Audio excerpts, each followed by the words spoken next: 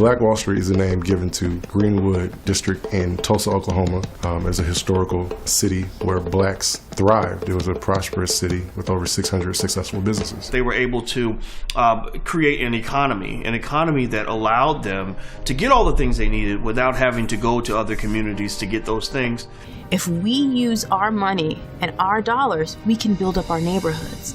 And that's exactly what they did. You had a community of over 10,000 people. You had many black doctors. You had many black lawyers, black professionals, black millionaires. You even had brothers owning planes.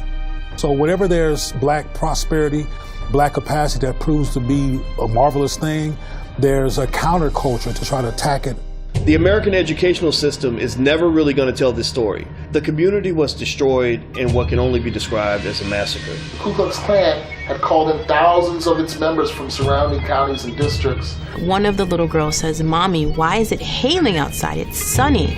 And she said, "No, it's not hail, sweetheart." She pulled her to the window and she looked outside and she seen gunfire. The loss of life and property was not a riot, it was a massacre.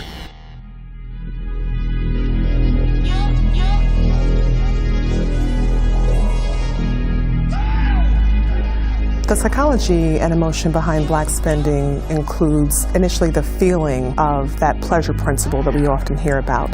And when we think about the psychology behind why people excessively spend, oftentimes it's a way to feel good about themselves, an idea of a self-concept that we have things.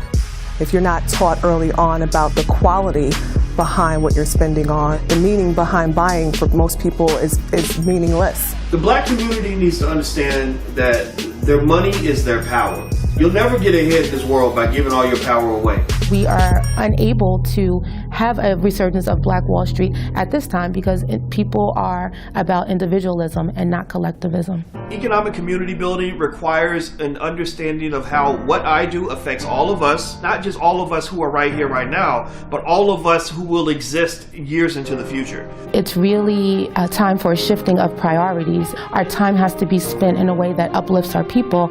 All of the means that were necessary to maintain a lifestyle, we had them on Black Wall Street. If we can start to condition our minds to have more of that, to create the businesses that we need, if we can do it with each other, not only do we keep the dollar in our community, but we allow for ourselves to flourish because of our own spirit. The thing is that our ancestors left us a blueprint.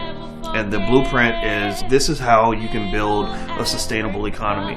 It doesn't take that long to build entire economies. We could do this in a generation, but we have to understand the blueprint.